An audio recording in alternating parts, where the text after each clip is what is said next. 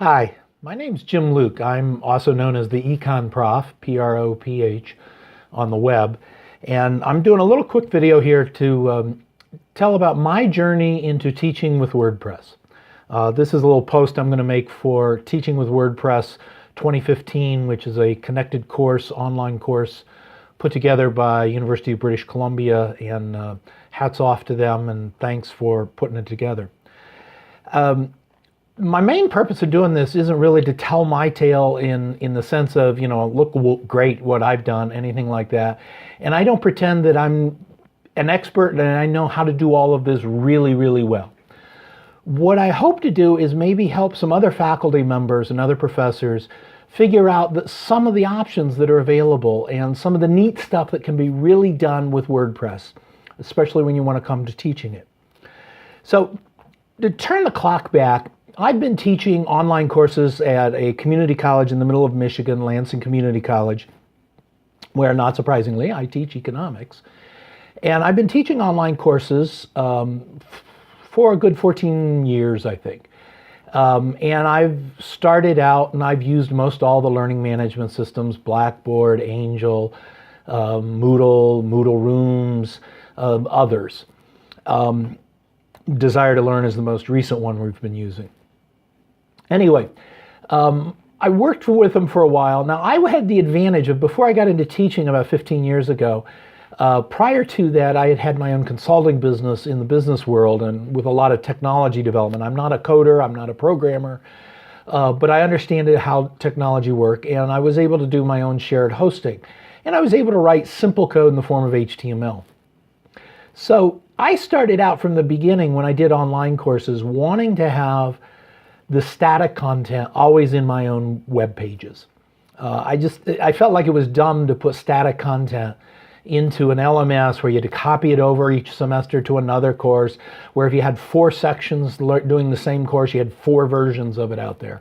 I wanted one place with one file where I could edit it. So I did that for quite a while. And then in 2008, a few of you may remember, we economists did a kind of nasty thing, and we kind of brought the world to its knees by in a big giant recession and collapse of the financial system and banks. And interesting thing happened is, while the world's collapsing economically around me and my students, the textbooks are silent. There's nothing there. To be honest with you, they barely mentioned it 4 years later. So what I started to do was I found it necessary to start commenting and bringing in news articles and trying to keep the course current. To do that, I thought I'd heard about this blogging thing, so I gave it a shot. So I started up with WordPress.com, which is the big master host. You can get a free account there, or for, like I do, $100, you can get your domain name mapped to it and not have any ads on the site. So I started a site there called econprof, econproph.com. And I started commenting on news articles, and I started linking to them. And I found it really useful for teaching, because here it was, I didn't have to make copies of things for face-to-face classes. I could comment on things for my online classes, or for both classes. I could keep both kinds of classes in sync. And it was just a lot simpler.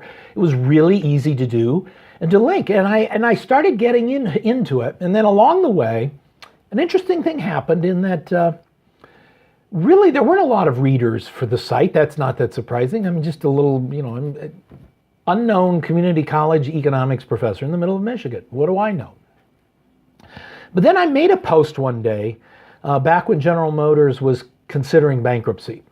And it made an analysis, and basically the nut of it was, I figured out a reason why it was compelling that GM would go into bankruptcy, and how the bondholders would actually be in favor of that. So I made the post, and somebody else picked it up on the web. All of a sudden, my hits go up. I was hooked, because now all of a sudden I'm starting to go, wow, I'm in the middle of nowhere, or feeling like I'm in the middle of nowhere, and people are hearing my voice. So I started to realize I could actually say something and contribute to the discussion. So I got hooked on that. And over the years, that's kind of grown as I've written pieces and they've gotten picked up. And now what it's a real high for anybody to be able to write something and go on the web and find out that last night somebody halfway around the world is reading your stuff. So that started out. About a year later after that, my school came along and they said, hey, everybody has to do a teaching portfolio in order to do professional development and be evaluated. And most of my colleagues were killing mass quantities of trees in order to come up with all these printed stuff, because you had to have examples of teaching materials and you had to have a statement of philosophy and examples of syllabi and all kinds of things like that. And being the kind of ornery, rebellious person I am, I said, well, I'll tell you what, I'm going to take this WordPress the next step. And I went and I bought some shared hosting with a web host and created my own self-hosted WordPress site called jimluke.com. And I self-deemed it as probably the world's most boring site. And I did it just to put the portfolio there so that it would be totally digital. But then another interesting thing happened. I found out, wow, it was really useful as a professor. I started putting my syllabi there for all courses, which meant that they were always available to students before the course, after the course. Students that would call me and say, hey, I'm thinking of registering for your course next semester. What's it going to be like? And I could go, well, it's real simple. Go to this site, and I haven't written the syllabus yet, but it's going to look a whole lot like the last one. You can find out. You can find the book. I found I could start keeping notes there. I could keep track of all the stuff I'm doing as professor. I could make copies of presentations, post them there, and keep them. And so it just began to snowball. So then I became hooked on that and began talking to other professors about how they could do the same thing. Then we fast forward another couple years to around 2011, 2012. The school goes through a big LMS transition. We're moving from, I think it was Angel at the time, to Desire to Learn. And like most of the LMS vendors, they all promise that, well, you can convert your material automatically or near automatically, which for the most part simply isn't true. It just doesn't work very well.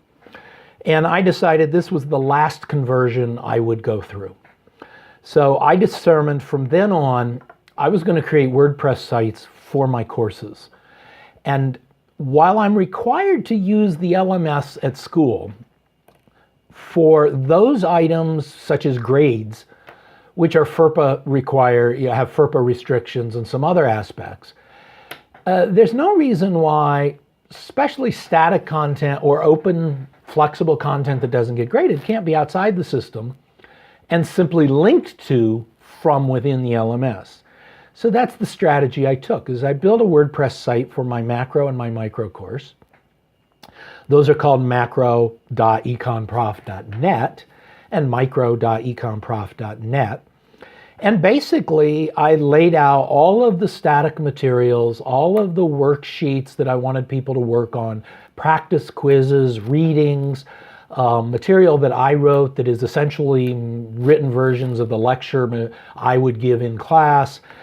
I came up with a reading guide saying, it was kind of an annotation of the table of contents of the assigned textbook saying, here's what's really important, here's what's not so important, and here's where I think the author's on point, and here's where they're not. And an interesting thing, I did that primarily, I will confess, because I didn't ever want to do another conversion to another LMS. And I wanted one place, again, to edit everything. And I'd grown comfortable with WordPress. It was easy to use. It works on a phone. And I thought, wow, this is the cool thing to do. But an interesting thing happened. First semester I did that. Success rate in my class, which had always been fairly good, jumped over 10 percentage points. And I was, wow, this is cool. But I wasn't willing to attribute it to WordPress necessarily, except the following semester, it stayed up there. And then the following semester, it stayed up there. And I started noticing that when I went into my hybrid classes on the first day of class and said, look, a lot of the stuff you're going to have to do is not in the LMS. There's a link to it in the LMS. But most of the stuff you're going to have to read and work through is on WordPress site that I created. And a big cheer went up from all the students that they weren't going to do the regular LMS route. So that started off, and I put those courses out there. A couple of years after that, and those courses, by the way, I just kind of experimented with how to lay it out. One of the things I found very interesting was it allowed me to lay out the course in a narrative format and to make the navigation of how to go through the course, what you do next, much more intuitive and much more natural for students, as opposed to, I find LMS and traditional setups tend to be, let's classify, they're more like computer file systems. It's like, let's put all the quizzes over in this folder. Let's put all the discussions in that folder. And it's not clear to people, start here, go step 1, 2, 3, 4, 5, and just move through. And if you just follow the path, you will get to success. So I did that about 2 years ago, maybe 3. I took the next step for the first 2 courses, micro and macro, are just principles of econ courses. So there's a lot of I don't want to call it content transfer, but there's a lot of, here's some basic skills and analysis techniques you've got to learn how to do. I'm going to explain it. You get to practice it. And it's not necessarily a heavy on the discussion aspect of it. But I do have a course, I actually have 2 courses, economic history and comparative economic systems, that are much more thoughtful and where it's more thought-provoking, more of what you might expect in kind of a liberal arts kind of course. They're more oriented towards political economy. And for that, I went the next step and I said, okay, I want people, I wasn't happy with the level of discussions on critical thinking questions when they were done in the LMS. So I created a WordPress site for those called compsys.econprof.net and econhist.econprof.net. And I started off by putting all the students in as users and saying, let's do the discussion on WordPress. And reminding them, it's all going to be public. This is all, Googleable. And I found an interesting thing happened right away. Quality of discussion tended to go up right away. People took it seriously. People were much more interested also in that they could write on the web and actually point to it later on and go to it in a browser somewhere. And so I did that. Now last spring, I took the next step and tried my first experiment with a connected course where I gave every student in the class their own WordPress blog and then syndicated all of their WordPress postings, course-related postings, into a central course hub, much the same way as Teaching with WordPress 15 is working. And I did that. I still have a little bit, not totally comfortable with that. There's some aspects I want to tweak and improve, but I'm really, really excited about it. And I guess overall, I am so excited about WordPress and the potential for teaching that as a bit of a geek, and I go to a lot of WordCamps, I have to say, I think this is where the future is. We as faculty can build something really, really neat. And rather than trying to reinvent another copy of an LMS, what we need to do is build learning environments and networks and templates and toolkits that can be assembled so that basically we as professors can have our own learning management system created on our own, and that we can teach students, here's how to blog, here's how to be a person on the web. So anyway, that's where I'm at right now. Where I've gotten to is I'm still playing around, I'm still exploring, but now I've helped start an organization called Malartu Incorporated that our hope is to help other faculty at all kinds of institutions of higher ed get started with WordPress and other technologies and get moving. So that's my story. And WordPress and teaching, I'm hooked.